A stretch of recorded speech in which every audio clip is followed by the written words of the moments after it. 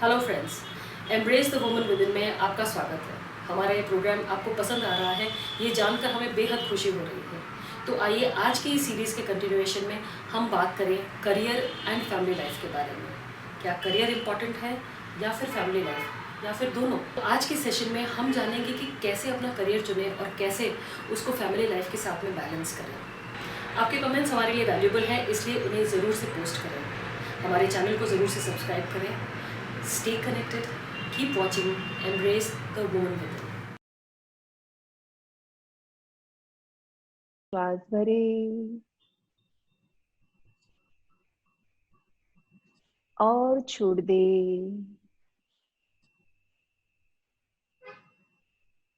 शरीर में अगर कहीं पे भी तनाव महसूस हो रहा है तो पूरे शरीर को ढीला छोड़ दे। सिर्फ कमर गर्दन सीधा रखेंगे, बाकी पूरे शरीर को ढीला छोड़ देंगे। फिर से एक लंबी गहरी श्वास भरे और छोड़ दे।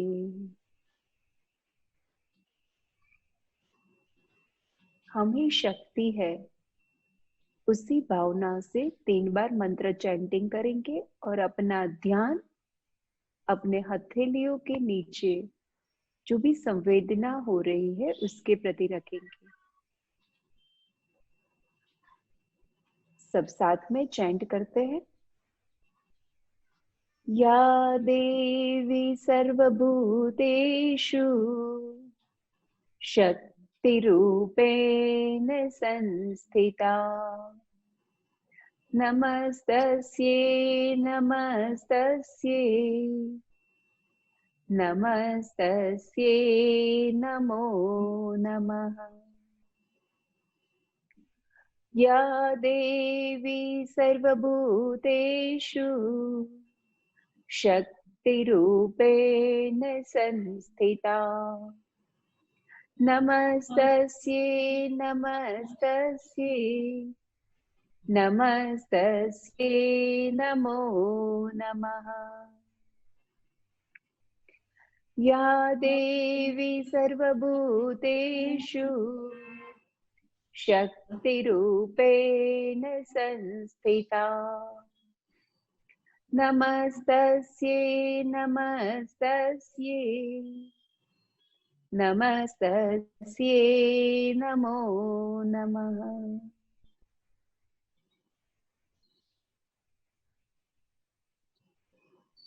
शरीर को ढीला छोड़ दे, हाथ वहीं पे रखेंगे। श्वास जैसे चल रही है वैसे चलने दे। पूरे शरीर को ढीला छोड़ दे।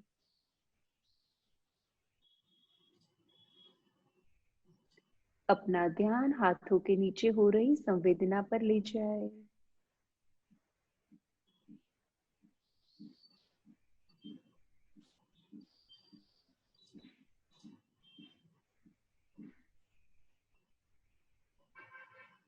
अभी अपने मन को जरा देखें।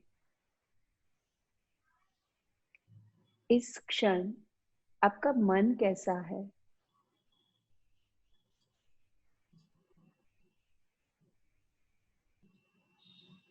आपके मन के अंदर आप क्या बदलाव महसूस कर रहे हैं?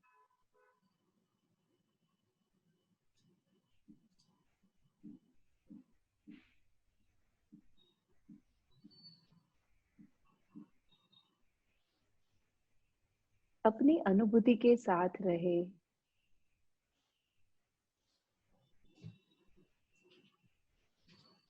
लोका समस्ता सुखिनो भवन्तु।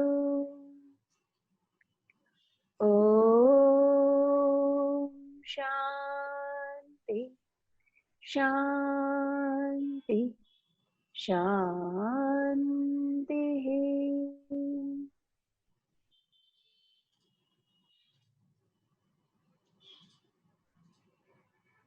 धीरे से अपने दोनों हाथ उठा के चेहरे के ऊपर, आंखों के ऊपर रख दे। दोनों आंखों को अपनी हथेलियों से कवर कर दे।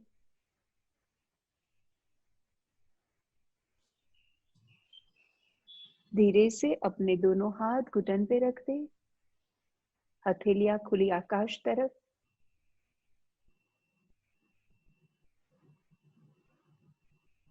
धीरे से अपनी आंखें खोल सकते हैं।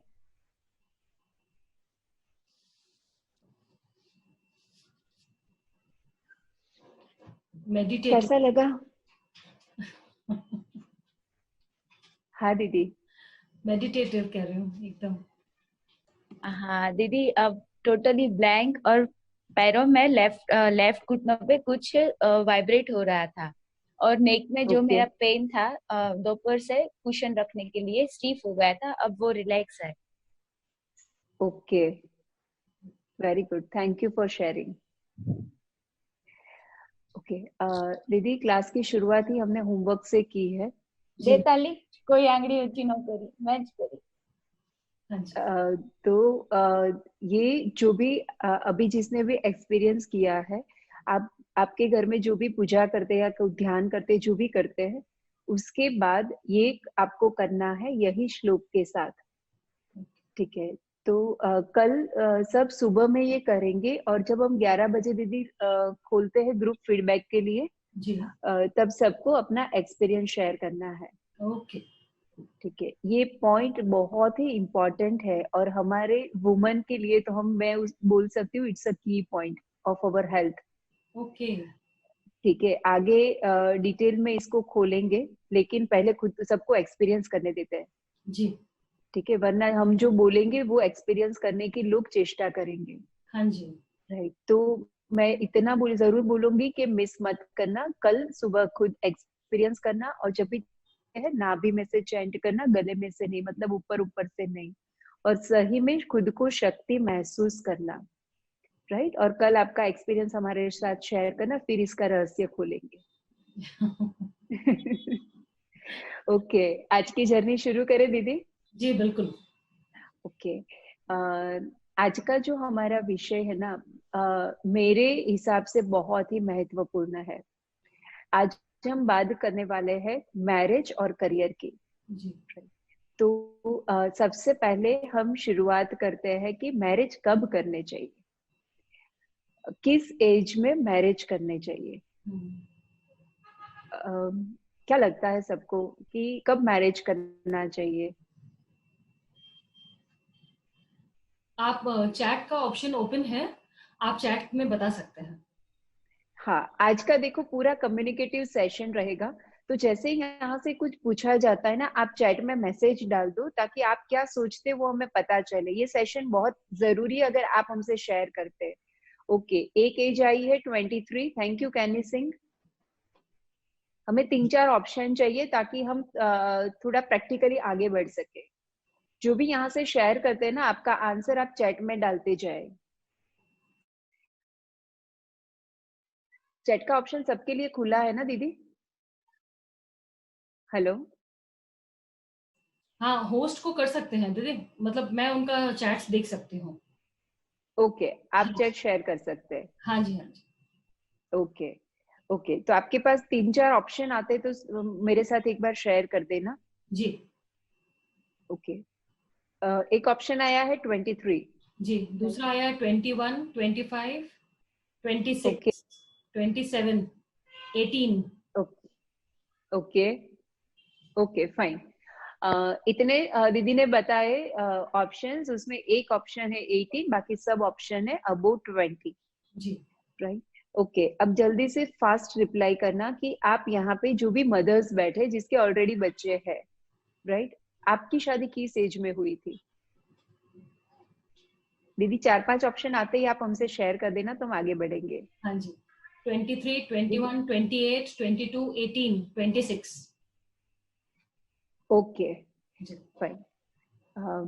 देखो आप लोग जिसने भी शेयर किया ना कि आपकी शादी कब हुई थी, अब आप कोरिलेट करना कि आपके पीरियड्स कितनी एज पे आए थे। राइट? हमारे जो पीरियड्स है ना, वो मोस्टली आते थे एट द एज ऑफ 13, 14, 15। जी।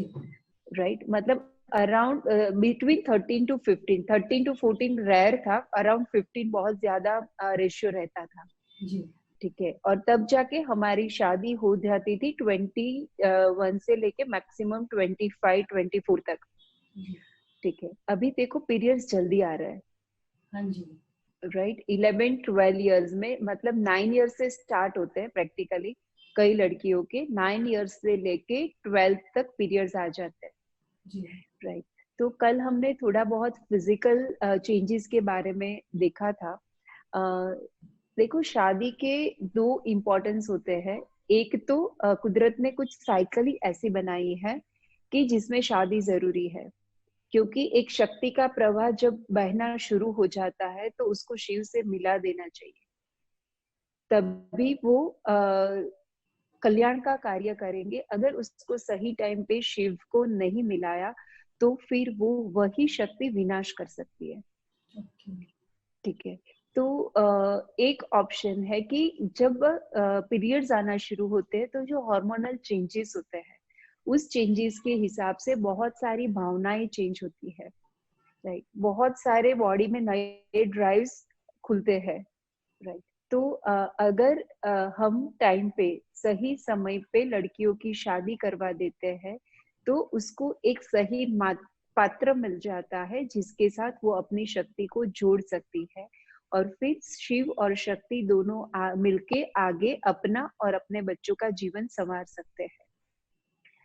जी। ठीक है, लेकिन अभी इतना आप जरूर समझ ले कि जब शक्ति का प्रवाह बहना शुरू होता है, देखो जब हार्मोनल चेंजेस होते हैं, हार्मोन्स मतलब यू कैन से कि फव्वारे उठते हैं, राइट। जी। तो टीन एज में जैसे आप फिजिकल चेंजेस देखते हैं ना, वैसे ही इमोशनल चेंजेस होते हैं, राइट। और ये मतलब एक बोलते हैं कि एक दरवाजा खुलता है। तो एज अ पेरेंट हमारी रिस्पॉन्सिबिलिटी है कि ये जैसे ही शक्ति का प्रवाह खुला, उस शक्ति को सही रास्ते पे मोड़ दिया, राइट। दूसरा एक पहलू रहता है, देखो हमने आध्यात्मिकता को इस हिसाब से ले लिया है कि आध्यात्मिकता मतलब अबो 50 इयर्स करेंगे। जी।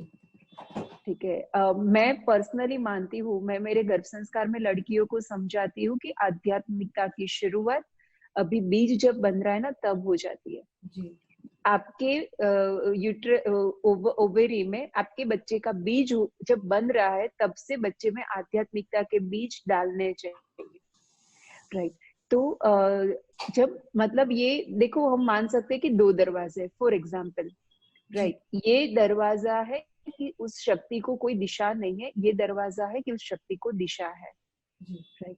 तो ये मान लेते हैं आध्यात्मिकता का दरवाजा है। आध्यात्मिकता मतलब बच्चा थोड़ा बहुत प्राणायाम, ध्यान, योग कर रहा है, राइट। और उसको समाज के लिए कुछ करने की ऑलरेडी हमने उसको एक लक्ष्य दे दिया है, और ये है जहाँ उसके जीवन का कोई लक्ष्य तय नहीं किया, उसकी शक्ति को, उसके पास बहुत सारी शक्ति है, उसको कहाँ यूज करना है ना, वो अभी तक हमने उसको दिशा ही नहीं दी। ठीक है, तो ये जो भी बीच में आएगा उसको वो शक्ति से प्रभावित करता जाएगा, चाहे वो पॉजिटिव हो या नेगेटिव हो। और ये जब दरवाजे पे जाएगा तो वो एक स्पिरिचुअलिटी का दरवाजा खुलेगा, मतलब वो खुद के जीवन को भी उन्नत बनाएगा और उसके संपर्क में जो आएंगे उसके जीवन को भी उन्नत बनाएंगे। ये एक इम्पॉर्टेंट है कि आप स्पिरिचुअलिटी का दरवाजा खोल दो। ये अभी के मतलब एरा में बहुत डिफिकल्ट है, राइट। दीदी, गुरुजी ने 8 एक्सेल और यस कोर्स, शायद मुझे लगता है इस थियोरी से बहुत कोरिलेट होता है कि क्यों 8 साल से ही बच्चों के कोर्स शुरू कर दिए। हाँ जी। ठीक है, आज मुझे कोई पूछ रहा था कि छोटे बच्चे को सुदर्शन क्रिया सिखा सकते हैं, राइट। तो बच्चे के लिए क्रिया अलग होती है, और अगर बच्चे बचपन से ये करने लगते हैं ना तो ये मतलब इसका जो इतना सारा एनर्जी जब खुलेगा ना तो वो एकदम पुश होके वो रास्ते पे चला जाएगा। ठीक है, लेकिन ये बहुत डिफिकल्ट है कि बहुत छोटी एज, बहुत अवेयरनेस चाहिए, राइट। तो अभी हम ये बात, अगर ये रास्ता खुल जाता है तो मेरे आगे की सेशन का कोई जरूरत ही नहीं है। ठीक है, लेकिन हम लोग ये समय मिस कर चुके हैं, काफी लोग यहाँ जो हम बैठे हैं, कि जब ये देना था स्पिरिचुअल दरवाजे पे बच्चे को खड़ा रखना था, हमारा बच्चा वहां नहीं खड़ा है, यहाँ पे खड़ा है जी। अब क्या करें? ठीक है, देखो जो बच्चा यहाँ पे खड़ा है, आगे के सेशन की कोई जरूरत नहीं है, वो अपना रास्ता सही पकड़ लिया है पहले से, गाड़ी राइट ट्रैक पे ही है। यहाँ क्या है, ट्रैक गलत पकड़ा है, अब सिग्नल दिखाना है कि यहाँ पे मुड़ो।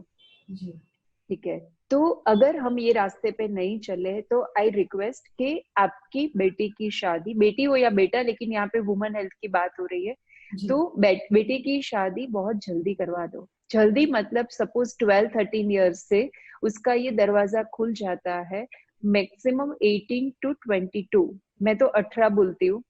ठीक है। बेटी को पढ़ाना है तो अभी तो ससुराल वाले, मतलब ससुराल की डेफिनेशन ही पूरी चेंज हो गई है। जी। ठीक है, अभी का ससुराल मायके से भी ज्यादा अच्छा है। ये फैशन चलिए, बहुत अच्छी वाली फैशन, बहू को केयर करना, बहू की बहुत मतलब ध्यान रखना, प्यार देना। ठीक है, मैं बोलती हूँ कि ये बहुत अच्छी वाली फैशन, पहली बार कोई फैशन अच्छी लगी तो आजकल पता ही नहीं चलता अगर किसी अननोन घर में गए कि इसकी बहू है या बेटी है। हाँ जी। देखा है ना, हम देखते हैं ऐसा। जी राइट, तो ये बिल्कुल। बहुत अच्छी बात है। तो ससुराल जाके बेटी का पढ़ना बिल्कुल नामुमकिन नहीं है, उल्टा वो अच्छा पढ़ पाएगी क्योंकि वो कंसंट्रेट कर पाएगी अपने स्टडी पे। जी। ठीक है, उसको प्रेम भी मिल रहा है, उसको अपने शिव भी मिल गए, उसकी जो बॉडी की नीड है वो भी फुलफिल हो रही है। तो नाउ शी इज सेटल्ड, तो आपसे, आपके घर जो पढ़ रही है ना, उससे ज्यादा बेटर वो वहां पढ़ पाएगी। हम्म। ठीक है। और दूसरा रीजन है कि बेटी की शादी क्यों जल्दी करनी है। जी। आपको पता है कि हमारे जो फीमेल के जो बीज बनते हैं, देखो हर एक लड़की को जब ब्याह करके उसको ससुराल भेजते हैं ना, फिर माँ वेट करती है उसके गुड न्यूज की। जी। दूसरा मेन काम वो हो जाता है कि मेरी बेटी के कब गुड न्यूज मिले। ठीक है। अपने जो फीमेल की जो फर्टिलिटी है ना, वो पिक पे होती है 18 to 22 ईयर्स के बीच में, ओके। और मेल की जो फर्टिलिटी है वो पिक पे होती है 22 से 25 ईयर की एज में। ओके। राइट। आजकल आप देखो कि टेस्ट ट्यूब आईवीएफ बहुत बढ़ रहा है। जी। राइट, क्योंकि हम ये जो अपनी मैक्सिमम फर्टिलिटी वाली जो एज है ना, उसको स्किप कर रहे हैं हम्म। पढ़ने के लिए, करियर बनाने के लिए। नो डाउट, तब उसके बाद फर्टिलिटी है, तभी तो हम एट 30, 32, 35 भी कंसीव कर सकते हैं। जी। ठीक है, लेकिन उस टाइम पे जो क्वालिटी होगी ना, उतनी बेस्ट क्वालिटी तब नहीं होगी। ओके। जैसे हम जब जवान थे तो जब हमारी स्टेमिना थी, वो जी। स्टेमिना 60 ईयर्स पे नहीं रहने वाली। हाँ जी।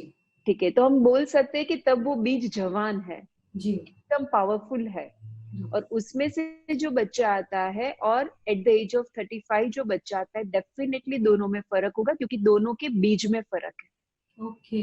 और हम जानते हैं कि बीज की जो क्वालिटी होती है वैसे ही पेड़ पौधे होते हैं। जी। राइट, तो जैसे बीज की क्वालिटी होगी वैसा ही आने वाला बच्चा होगा। जी। राइट, तो मेरे ध्यान में ये दो रीजन है, एक तो उसकी इमोशनल और फिजिकल नीड, और जी। दूसरी उसकी मदरहुड। ये दो रीजन से बच्चे की शादी जल्दी कर देनी चाहिए। अगर लड़का है तो 22 से 25 के बीच में, और लड़की है तो 18 से 22 के बीच में। जी। Right. और दीदी आप देखो कि ऋषि मुनियों को शायद ये साइंस पता नहीं होगा, लेकिन अपनी मैरिज की परंपरा कैसे बनी है कि लड़का लड़की से 2-3 साल बड़ा होना चाहिए। हाँ जी। राइट, तो जी। मान लो कि लड़की है 18 ईयर्स की जी। या 19 ईयर्स की, लड़का 3 साल बड़ा तो 22 ईयर्स। हाँ जी। Right, so girl is also at the best fertility level, boy is also at the best fertility level. Yes. Right, तो अपनी परंपरा ही ऐसी बनी थी कि आपको कुछ अलग से अच्छा बच्चा पाने के लिए करना ही नहीं पड़े, टाइम पे शादी करो, टाइम पे बच्चे करो, बच्चे अपने आप अच्छे होते हैं। जी। राइट, तो और मतलब ये बहुत, मैं बोलती हूँ कि बच्चा हमारी प्रॉपर्टी नहीं है सिर्फ। जी। राइट, वो आने वाली पीढ़ी है और वही समाज बनाएगी। जी बिल्कुल। राइट, तो अगर एक अच्छा बच्चा हम समाज को गिफ्ट कर रहे हैं ना, तो वो समाज के प्रति हमारा बहुत बड़ा योगदान रहेगा। जी। राइट, तो ये दो रीजन है कि शादी टाइम पे करनी चाहिए। अगर आप करियर में फंस गए, पढ़ाई, क्योंकि पढ़ाई अभी डिग्री से खत्म नहीं होती, हाँ जी। ग्रेजुएशन के बाद पोस्ट ग्रेजुएशन, उसके बाद मास्टर, उसके बाद पीएचडी। जी। राइट, तो अपनी पूरी जो एक फर्टिलिटी की एज है, और अपनी जो आपकी जो इमोशनल नीड की जो एज है, वो हम क्रॉस कर जाते हैं। जी। और जब ये इमोशंस उठते हैं लेकिन वो सेटिस्फाइड नहीं होते ना, तब वो बहुत सारे डिजीज का घर बन जाता है। राइट, तो ये दो रीजन से शादी जल्दी करना चाहिए। जल्दी शादी करने में मुझे नहीं लगता कोई नुकसान है। जी अगर आपको लगता है कि दीदी जल्दी शादी करने में इतने नुकसान है, तो कल आप हमारे साथ शेयर कर सकते हैं जब ग्रुप ओपन होता है। जी इतने साल में इतना डिस्कशन, इतनी फीमेल के साथ काम करने के बाद मुझे एक भी साइड इफेक्ट नहीं मिला जल्दी शादी करने का, राइट। जी। तो एक चीज तो हमने फाइनल की कि शादी जल्दी करनी है, हाँ जी। ठीक है। दूसरी चीज अब आती है कि शादी किससे करनी ओके। है। Tough question, tough choice. Yes, क्योंकि जब हम कॉलेज में जाते हैं ना, तो जी लड़कियां बहुत इनोसेंटली क्वेश्चन पूछती है कि मैडम हमको कैसे पता चले, मतलब जब अरेंज मैरिज है, जी राइट, कि 1 घंटे में कि या 1-2 मीटिंग में हमें कैसे पता चले कि लड़का कैसा है, जी। हम कैसे चूज करें, हम कैसे उसको क्वेश्चन करें, हम्म, राइट। और ये बहुत ही इम्पोर्टेंट क्वेश्चन है, राइट, क्योंकि मेरे एज अ थेरापिस्ट में वर्क करती हूँ, मेरे अंडर 7-8 लड़कियां हैं, 3-4 डॉक्टर है, 3-4 असिस्टिंग स्टाफ है, ओके राइट। तो सब छोटी लड़कियां हैं, तो मेरे अंडर बहुत सारी लड़कियों की शादी हुई। ओके। जब भी छुट्टी लेते हैं कि मैडम आज लड़का देखने आने वाला है, तो मैं जल्दी जाना चाहती हूँ, राइट। और फिर पूछ के जाते, मैडम क्या पूछूं उसको। तो और वो लोग आके शेयर करते कि मैडम ये पूछा ना तो वो पकड़ा गया, फिर पता चला कि बंदा हमारे लिए नहीं अच्छा। है। तो मैं आज वो कुछ इंपॉर्टेंट बातें भी शेयर करना चाहती हूँ। आज भी लड़कियां है ना दीदी, जी लड़कियां सुन रही है, छोटी टीनेज लड़कियां है आज ग्रुप में। बहुत सारी है दीदी। ओके फाइन, तो मैं ये बात शेयर करना चाहूंगी उनके साथ, जी कि आपको जब लड़का देखने आता है, या तो आप लड़के से आपकी मीटिंग होती है, लड़कियां मोस्टली क्या पूछती है, आप काम कहाँ करते हो, आपकी हॉबी क्या है, आपको क्या खाना पसंद है, राइट। तो मैं इतना चाहूंगी कि इस फॉर्मल क्वेश्चन से बाहर निकल जाओ, ओके। राइट। और पहले खुद सोचो कि आपको आपका लाइफ पार्टनर कैसा चाहिए, हम्म। ठीक है। और वो भी बहुत सजगता से सोचो कि एक्चुअली आप लाइफ में चाहते क्या हो, क्या करना चाहते हो, और आप जो चाहते हो उसमें आपको कैसा लाइफ पार्टनर मिले, ताकि आप जो चाहते हो उस रास्ते पे आप आगे बढ़ सके, जी ठीक है।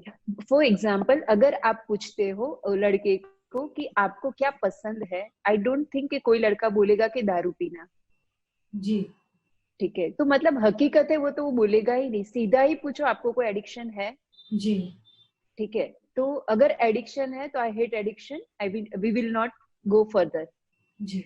राइट। तो एक लड़की शेयर करती है कि मैडम ऐसा पूछ लिया, और फिर उसने बोला हाँ तो क्या करेंगे। तो हम्म, मैं बोला आपको पसंद है एडिक्शन, नहीं तो फिर ना बोल दो ना। आप हम्म, पूरी जिंदगी दुखी होने से जगह अच्छा है ना कि इनको ना बोल दो, कितना भी सब कुछ अच्छा हो, आपको नहीं पसंद कोई जी भी एडिक्शन, तो आप ना बोल दो सीधा, जी ठीक है। फिर आपका विश क्या है, एक बार उसको शेयर करो कि मैं मेरे जीवन में ये करना चाहती हूँ, क्या आप मुझे इसमें मदद कर सकते हैं, जी। ठीक है। ये सवाल का डेप्थ इतना है कि बिल्कुल जरूरी नहीं है कि आप जो चाहते हैं वो करेगा, क्योंकि सब परिस्थिति उसके हाथ में भी नहीं होगी, क्योंकि उसके फैमिली में उसके पेरेंट्स है और भी फैमिली मेंबर्स है, जी ठीक है। लेकिन उसके आंसर से आप जरूर उसको नाप पाएंगे, हम्म। ठीक है। फॉर एग्जाम्पल कि मेरे हस्बैंड जब मुझे पहली बार मिले थे, तो मैंने उससे शेयर किया था कि मैं पढ़ी हूँ और मैं चाहती हूँ कि मैं मेरा प्राइवेट प्रैक्टिस करूँ, ओके। क्या आप मुझे अलाउ करेंगे मेरा क्लिनिक ओपन करने के लिए, हम्म। राइट। ये मेरा उससे क्वेश्चन था, क्योंकि ये मेरी विश थी, जी राइट। सो बिफोर 20 years लड़कियों का क्लिनिक ओपन करना बहुत रेयर था, हाँ जी। क्योंकि लड़कियां स्वतंत्र काम इतना नहीं करती थी। जी और मैं जिस परिवार से हूँ वहां तो I am the first lady who is a doctor, okay. Right. तो सबके लिए बहुत अजीब चीज थी कि कोई लड़की भी बाहर जाके काम करती थी, ओके। राइट। लेकिन उसने जो आंसर दिया कि मेरी तरफ से मैं सपोर्ट करूंगा, लेकिन मेरे परिवार में आप पहले हो जो पढ़े लिखे हो, मुझे नहीं पता परिवार का रिएक्शन क्या होगा, ओके। और अगर मुझे लगता है कि आपकी विश कंप्लीट करने में मेरा परिवार कॉम्प्रोमाइज होता है, तो हो सकता है मैं इस बाबत में आपको मदद नहीं कर सकूं, हम्म। ठीक है। क्या इंटरप्रेट किया यहाँ से कि ये लड़का अपने परिवार को प्यार करता है, जी और जो लड़का अपने परिवार को प्यार करता है वो मुझे प्यार पूरी जिंदगी कर सकता है, ठीक है, और उसको दूसरी तरह से इंटरप्रेट किया जाए कि लड़का मुझे सपोर्ट नहीं किया तो मुझे इससे शादी नहीं करनी है। जी। राइट, मैं एग्जांपल इसलिए शेयर करूँ कि देखो कभी ऐसा मत सोचना कि जो लड़का आपकी हाँ में हाँ बोले वो लड़का आपके लिए बेस्ट है। जी। मैं बोलता हूँ कि हाँ में हाँ बोले वो लड़का आपके लिए बेस्ट नहीं है, क्योंकि जिंदगी भर आपकी हाँ में हाँ वो नहीं बोल सकता। जी। और अगर वो हरदम आपकी हाँ में हाँ बोलता रहेगा, आपका ग्रोथ कभी नहीं होगा। हम्म। ठीक है, और वो हाँ में हाँ बोलता है मतलब वो आपसे डरता है, और ओके। जो डरता है वो कभी प्यार नहीं करता। हार्ट की दीदी पॉजिटिव एनर्जी है प्रेम, और नेगेटिव एनर्जी है डर। जी बिल्कुल। राइट, तो जो डरता है ना वो प्रेम नहीं करता। जी तो बिल्कुल। सच्चे प्रेम की अनुभूति आप कभी नहीं कर पाएंगे। हम्म। तो ऐसी कुछ चीजें हैं जिस क्वेश्चन से आप थोड़ा उसकी डेप्थ पा सकते हैं कि लड़का है कैसा। जी। ठीक है, ओवरऑल आई कंक्लूड कि दो ही चीज आपको ढूंढनी है उस लड़के में, किसी भी लाइफ पार्टनर में। एक तो वो सबसे, आपसे नहीं, जी। सबसे प्यार करता है, सबकी केयर करता है। ओके। और नंबर टू, वो साहसिक है, मतलब आज उसके फादर की प्रॉपर्टी है उसके पास। ठीक है, उस प्रॉपर्टी को मत देखो, पहले देखो कि उसमें कितना बल है। ओके। उसको पूछो कि आपका ड्रीम क्या है। देखो जो प्रॉपर फादर की प्रॉपर्टी पे जलसे कर रहा है ना, उसका कोई विजन ही नहीं होगा, ड्रीम ही नहीं जी। होगा। जी बिल्कुल। ठीक है, उसको पहला क्वेश्चन पूछो कि आपकी लाइफ का विजन क्या है, आपकी लाइफ का गोल क्या है। हम्म। अगर वो बच्चा साहसी, वो लड़का साहसिक है ना, उसका पूरा लाइफ प्लान उसके माइंड में तय होगा। नो डाउट आगे क्या होगा वो कुदरत पे निर्भर करता है, लेकिन एटलीस्ट उसमें उतना तो साहस है, या तो इतना तो वो आत्म सम्मान है, या तो आत्मनिर्भर है कि खुद ये करना चाहता है खुद के बल पे। जी। ठीक है, जो खुद के बल पे नहीं चल सकता ना, आपका बोझा वो नहीं ढो सकता, इतना याद रखना, चाहे उसके फादर की कितनी भी प्रॉपर्टी हो। जी। ठीक है, तो एक तो जो जब शादी करते हैं ना तो लड़का चूज कर में देखो, हम सबको पता है कि ईश्वर ने हमारा जो पार्टनर है ना वो तो पहले से तय करके रखा है। जी बिल्कुल। ठीक है, लेकिन अगर आप इतना मतलब ये बोलते हैं ना अर्जुन को कृष्ण भगवान कि तू हाँ जी। कर्म कर, फल की आशा मत रख। जी। फिर भी हमारी तरफ से उससे बात करना, क्लियर करना हमारा कर्म है। ठीक है, और इसीलिए तो मम्मी पापा इतने लड़के दिखाने लेके आते हैं, हम वेट नहीं करते ना, जिसने भगवान ने हमारे नसीब में लिखा होगा एक बार डोरबेल बजा के आ जाएगा कि चल। पहला कदम तो उठाना पड़ेगा। पहला कदम उठाना पड़ेगा। तो जी। कौन राइट है और कौन रॉन्ग है अपने लिए, वो तरासना तो हमको पड़ेगा। जी। और ये फालतू क्वेश्चन से आप कभी उसको कंक्लूड नहीं कर पाएंगे। हम्म। ठीक है, तो जो भी टीनेज बेटियां सुन रही है ना, आप देखो कि पहले खुद क्लियर हो, और दूसरा कि आपने जो बोला वो होगा ही ऐसा जरूरी नहीं है, एक मान के चलना। जी। ठीक है, आगे और डिटेल में इसके बारे में बात करते हैं। हाँ जी। राइट, हाँ, ये तो बात हुई अरेंज मैरिज की। जी। राइट, उससे पहले एक फेज आ जाता है, वो फेज मानते हैं लड़कियां की लव का फेज है, जी। लेकिन साइकोलॉजिकल स्टडी प्रूव्स कि 90% एक वो अट्रैक्शन का फेज होता है। ओके। तो लड़कियों को ये भी समझना है कि क्या अट्रैक्शन है और क्या ट्रू लव है। राइट, हमारे आसपास और आपके जीवन में यहाँ पे कितने भी बड़े मदर्स भी सुन रहे हैं ना, उसके जी। जीवन में भी वो जा सकते हैं। ऑनेस्टली एक बार आपके जीवन में जाओ और देखो, स्कूल से लेके मैरिज से पहले तक या तो एंगेजमेंट से पहले तक कितने के प्रति अट्रैक्शन हुआ था। राइट, और this is not wrong thing, ये होता है और उसमें हमारा कोई दोष नहीं है, क्योंकि वो हार्मोन से ऐसे होते हैं। जी। नहीं होता तो तकलीफ वाली बात है।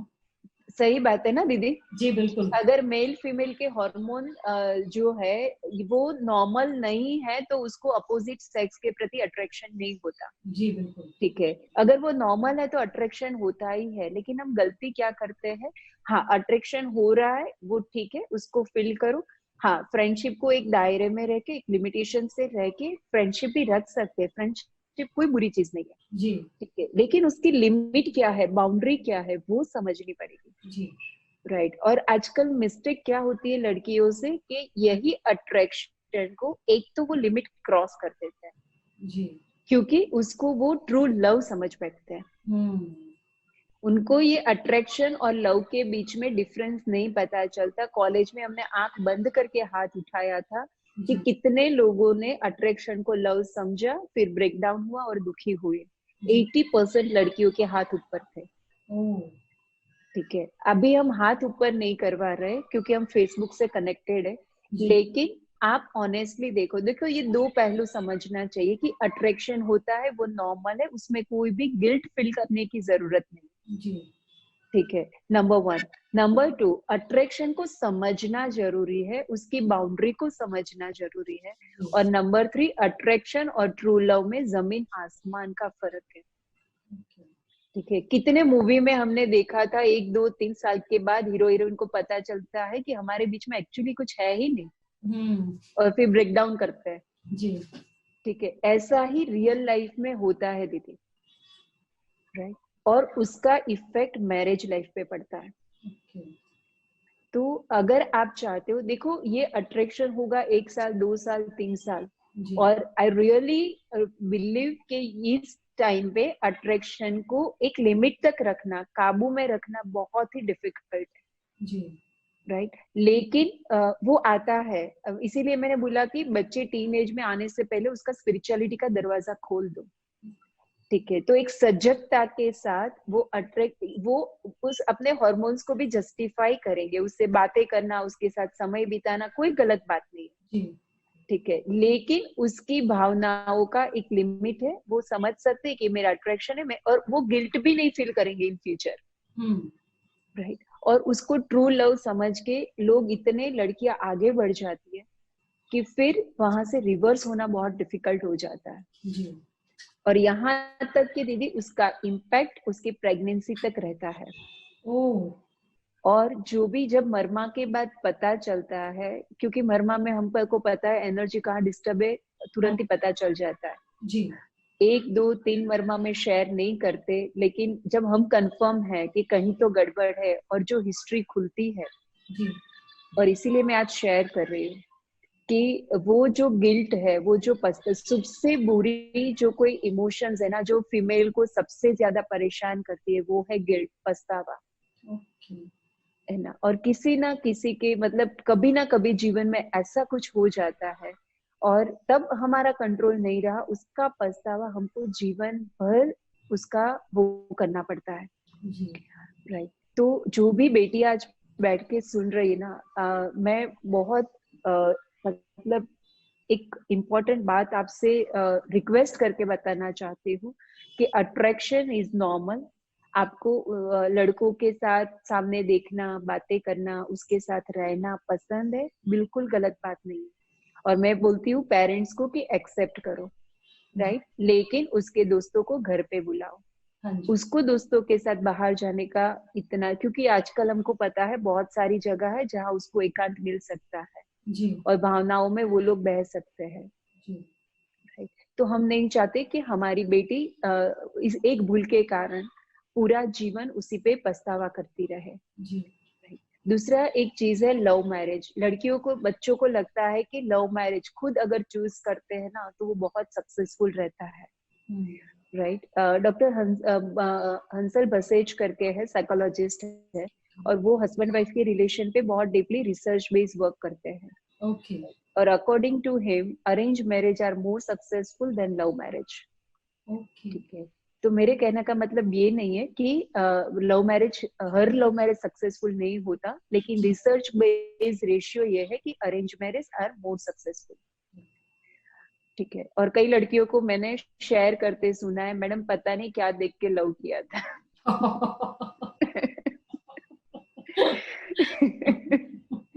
क्योंकि लव कब शुरू हो गया था, at the age of attraction, और उसी को लव मान लिया, और तब जो उसकी वीकनेस थी ना वो दिखती नहीं थी, बिकॉज इतने अट्रैक्ट हो चुके थे। जी, राइट, और उसके बाद शादी के बाद इतनी वीकनेस दिखी, इतनी वीकनेस देखी कि हमको लगता है थैंक गॉड कि हमने अरेंज मैरिज किया है।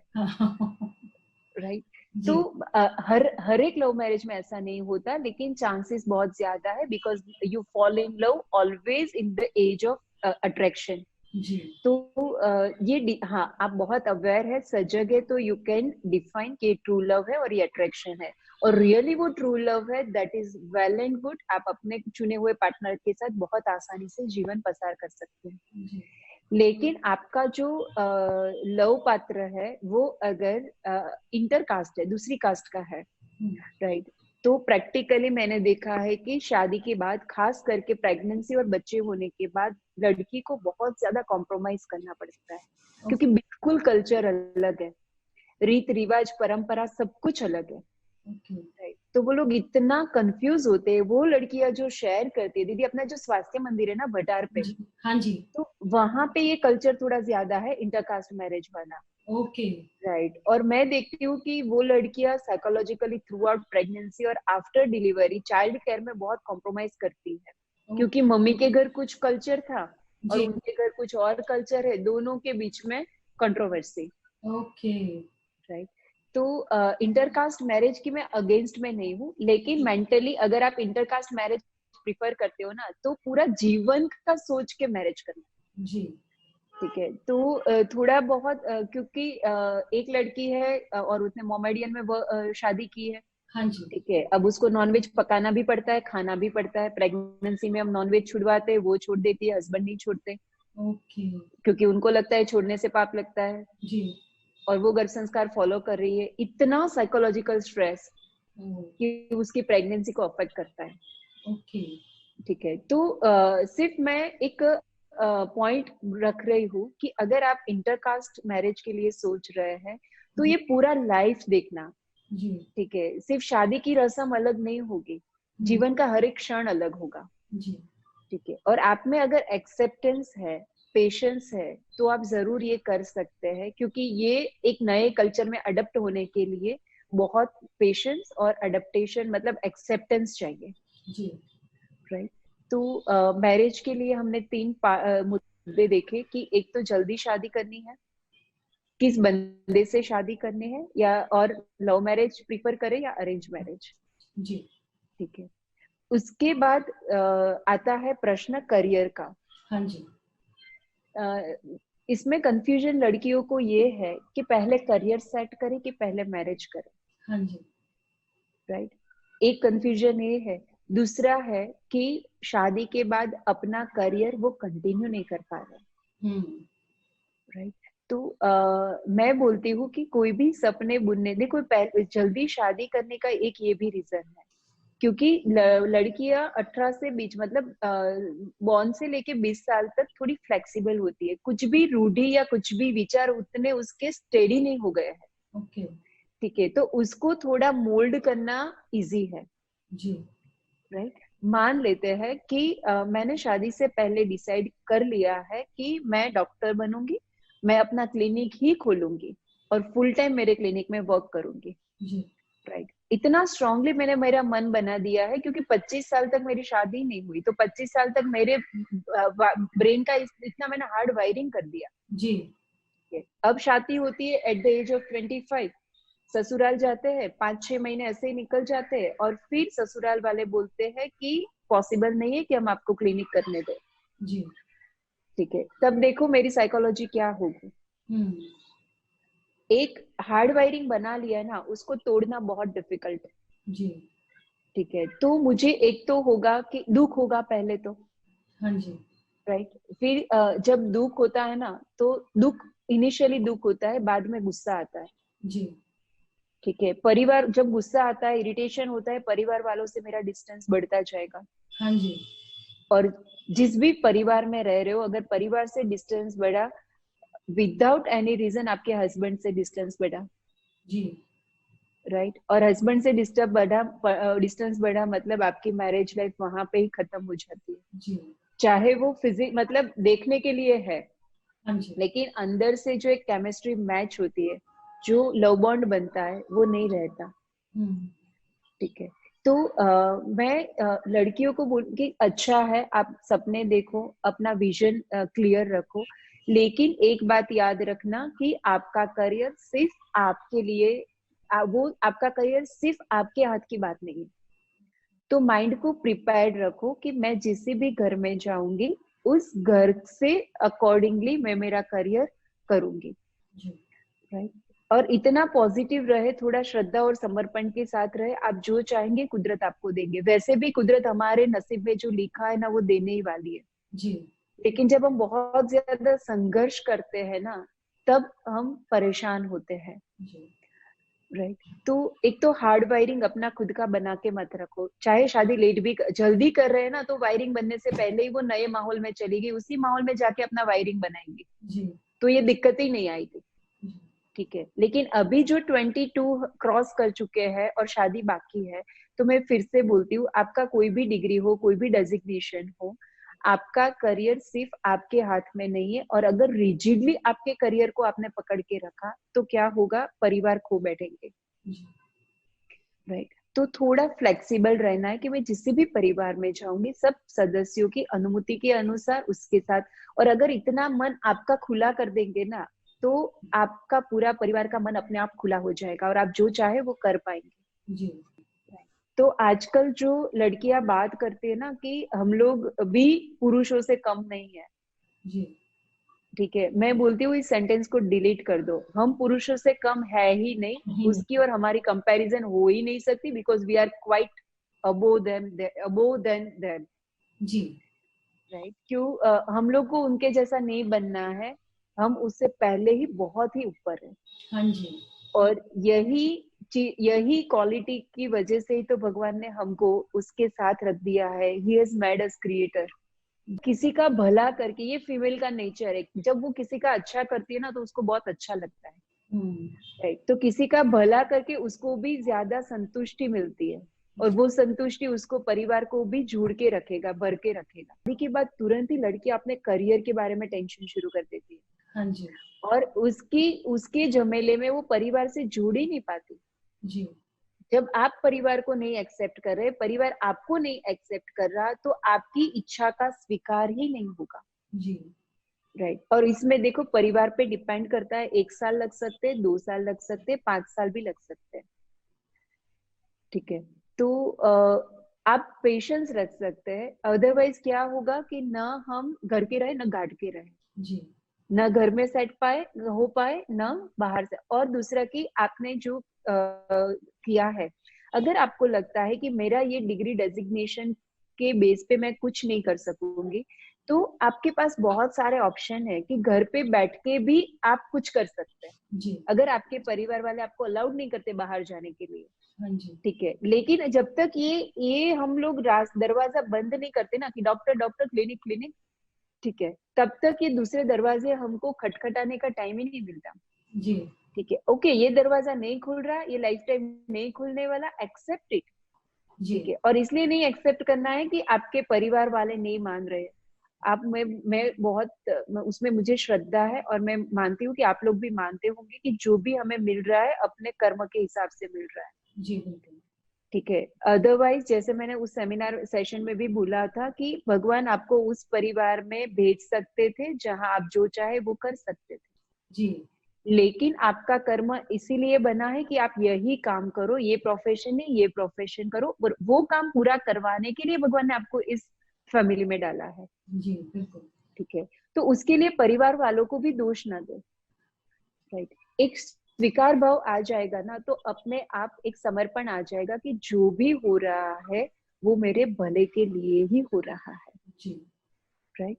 तो इतनी श्रद्धा रखे, करियर को पकड़ के मत रखे। शादी के बाद सब मिलके डिसाइड करे कि आप कैसे आगे बढ़ेंगे। अगर परिवार वाले सपोर्ट नहीं कर रहे तो स्वीकार करें और देखें कि इस परिवार में आप आपके जीवन को कैसे बेस्ट बना सकते हैं, जी ठीक है। होता क्या है देखो, मेरे घर में कितनी भी मुझे दिक्कत है, लेकिन मुझे रहना तो यहीं पे है, हाँ जी राइट। दुखी होके रहूं या तो खुश होके रहूं, ठीक है। तो अब ये सोचना शुरू करो कि इस परिवार में मैं कैसे खुश रह सकती हूँ और मेरे आसपास वालों को मैं कैसे खुश रख सकती हूँ, जी and that is very important. और जो आजकल की लड़कियों को आज ये ट्रैक पे सोचना बहुत डिफिकल्ट लगता है, हाँ जी राइट। दीदी, मुझे लगता है कि इस बात पे अगर कुछ कोई क्वेश्चन पूछना चाहता है या कोई शेयर करना चाहता है, इंक्लूडिंग यू, तो 5 मिनट हम उसको देते हैं। दीदी मैं इस पे शेयर करना चाहती हूँ कि हाँ जैसे दीदी। आपने बोला कि औरतों को अब मतलब हमको कंपेयर करने की जरूरत ही नहीं है पुरुष से, यस। क्योंकि हम उनसे अबव हैं। तो हाँ कल एक जस्ट क्योंकि हम एक परिवार की तरह बात कर रहे हैं आपस में, तो मैं शेयर करना हाँ चाहूंगी कि आई हैव 2 बॉयज। तो कल मैं हाँ अपने बच्चों से बात कर रही थी वुमेन एम्पावरमेंट के ऊपर, क्योंकि अपना ये सेशन चल रहा था। हाँ। तो बाय चांस इट हैपेंड कि मेरे बेटे ने बोला कि आप लोग वुमेन एम्पावरमेंट की बात करते हैं, लेकिन एम्पावर तो उसको किया जाता है जो वीक है या सही जो वीक बात हो, है। लेकिन विमेन तो ऑलरेडी पावरफुल हैं, तो उनको एम्पावर हाँ। करने की बात कहाँ से आ जाती है? ओके। तो इसके लिए अपने अंदर हमको वो चीज रखनी है कि सबसे पहले तो हम पावरफुल हैं। और हाँ। दूसरा, जैसे आपने करियर की बात बताई कि करियर को पकड़ के नहीं बैठे हैं, तो अगेन इसमें पर्सनल एक्सपीरियंस शेयर करना चाहूंगी कि हाँ फ्रॉम जी। Very childhood I had this desire कि मुझे सोशल सर्विस करना है, मुझे टीचर बनना है। लेकिन जैसे आपने बोला आज से 20 साल पहले, मेरी शादी को भी 25 साल हो गए हैं, ओके। तो तब जॉब करियर ये सब कुछ ड्रीम्स में हम देख सकते थे, बाकी रियलिटी में पॉसिबल नहीं था। राइट। लेकिन मन में वो फ्लेक्सिबिलिटी रखी हुई थी कि वो सुबह कभी तो आएगी, एक वो रहता है ना मन में, एक सही पॉजिटिव बात। थिंकिंग थी, और जैसा परिवार था वैसा चलते गए। तो देखिए, आपका जो कन्विक्शन होता है ना अपने जॉब के लिए, अपने करियर के लिए, अपने लाइफ के लिए, और उसको हम थोड़ा सा एक श्रद्धा भाव के साथ जोड़ देते हैं, तो वो प्लेटफॉर्म आपको आज नहीं तो कल डेफिनेटली मिलेगा, ये फॉर मिलेगा। श्योर। यस। और वो इतना सुंदर रूप में आता है कि आपका परिवार भी आपको बहुत सपोर्ट करता है, सपोर्ट करने के साथ साथ आपको अपलिफ्ट करता है। राइट। तो और बस ये मेरा पर्सनल एक्सपीरियंस था जो मैं आप सब लोगों के साथ में शेयर करना चाहती थी। उसी प्लेटफॉर्म आपने को लेकर के देखिए आपके सामने आए हैं हम, दीदी और मैं। जी बिल्कुल दीदी। सही बात है, और आपके एक्सपीरियंस ने मेरी पूरी थियोरी का कंक्लूजन बता दिया। प्रैक्टिकली आपने बता दिया कि आपने इतने सालों तक पेशेंस रखी, और हम अभी जानते हैं कि आप कितना सबके लिए काम कर रहे हो। जी। ठीक है, तो बहुत अच्छी बात है। जी। वो कहते हैं ना, when it's right it's right, तो वो टाइम यस। आ ही जाता है।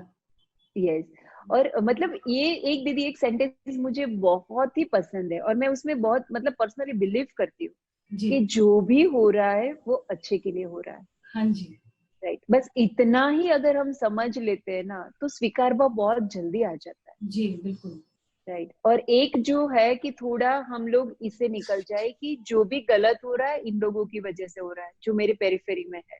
जी। नहीं, जो भी गलत हो रहा है वो हमारे नसीब में लिखा हुआ है। मैं ये बता रही थी कि एक बात समझ ले, ये प्रैक्टिकल टिप है कि जी। जो भी हो रहा है वो आपके लिए सही हो रहा है।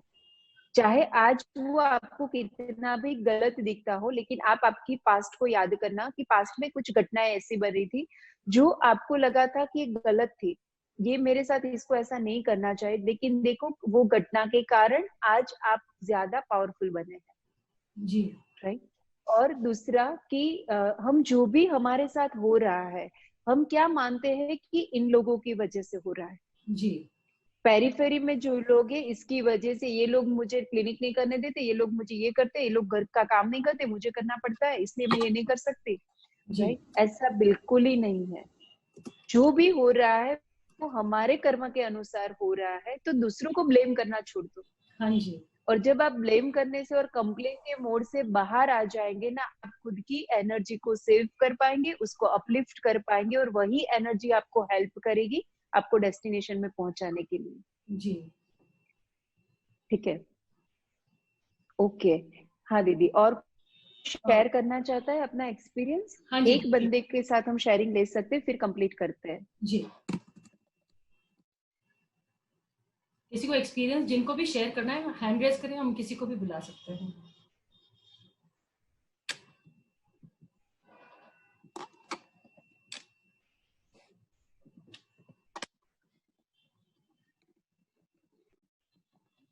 जो भी चर्चा हुई उससे रिलेटेड अगर करना चाहता है तो हैंड रेज करे।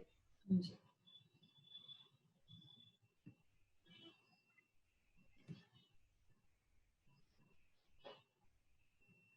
ओके, पिंकी जी कुछ बोलना सब चाहती है। ध्यान कर रहे हैं दीदी कि कोई करना चाहते? हाँ, नहीं नहीं, ध्यान यस। नहीं कर रहे दीदी।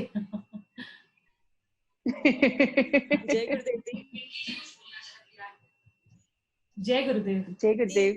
मैं सिर्फ इतना शेयर करना चाहती हूँ कि मैं भी करियर ओरिएंटेड रही हूँ, बट जब कॉर्पोरेट में थी ऑलमोस्ट फॉर 6 to 7 years, तो एक चीज नोटिस की थी कि कॉर्पोरेट का माहौल ऐसा होता था कि फॉर एग्जाम्पल अगर मैं सेल्स में हूँ या कहीं मुझे एज ए सुपरवाइजर बनाया गया है, तो उस वक्त हमको कई सारे ऐसे एटीट्यूड को अडॉप्ट करना चाहता है जो शायद एक्चुअली भी मेरे नेचर में नहीं हो।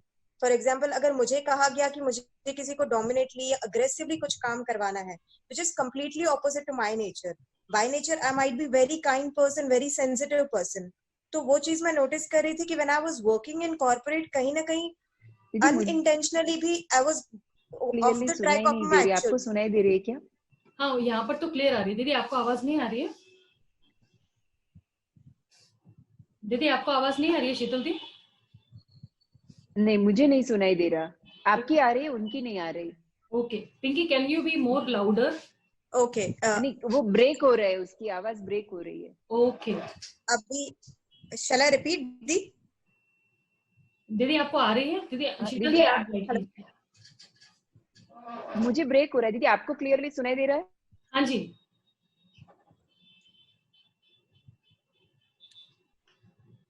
हाँ, कंटिन्यू पिंकी जी। ओके तो दी मैं ऐसा बोल रही थी कि कॉर्पोरेट में कई बार हमको जो जॉब दिया जाता है उसमें अनइंटेंशनली भी हम अपने नेचर से एकदम ऑपोजिट करने लगते हैं, जिसकी वजह से आई वाज फीलिंग कि वो मैं एज अ नेचर मेरा नहीं है कि टू एग्रेसिव और टू डोमिनेट समवन। तो उसकी वजह से I lost track of my own nature, जो चीज मैं नेचुरली अच्छे तरीके से कर सकती हूँ। लाइक जब मैंने रियलाइज किया कि this is not something that I want to do, I am more towards being kind, being more sensitive toward people, तो मैंने तुरंत ही वो जॉब छोड़ दिया था and I started following my passion, that is yoga. Now I am feeling more full कि जो मैं चीज कर रही हूँ 100% भी दे पा रही हूँ, at the same time I am satisfied with what I am doing. So this is what I wanted to share कि कई बार अनइंटेंशनली जो एक कंपैरिजन किया जाता है मेल एंड फीमेल के बीच में कि you are in a society जहां आपको जो इक्वालिटी के लिए आपको प्रूव करना रहता है समवेयर, कई बार आपके ऊपर जो आउटसाइड इन्फ्लुएंसेस होते हैं, तो काफी सारी लड़कियां होती है वो कॉर्पोरेट में जॉब करने के लिए we have to be something of the track of our real nature. So this is just I wanted to share कि जो भी हम एक्चुअल हैं, जो हमको करना अच्छा लगता है वही करें। Okay done. Okay, thank you Pinky, thanks for sharing. बहुत अच्छे फीडबैक आज हमें मिल रहे हैं जो प्रैक्टिकली इस बात को और अच्छे से समझा रहे हैं। हाँ जी। राइट। वुमेन का एक ही नेचर है, प्रेम, केयर करना और संतोष। राइट, तो ये तीन जहाँ पे है ना, वही करियर आपके लिए सही है, वही करियर आपको जीवन में सेटिस्फेक्शन दे सकता है।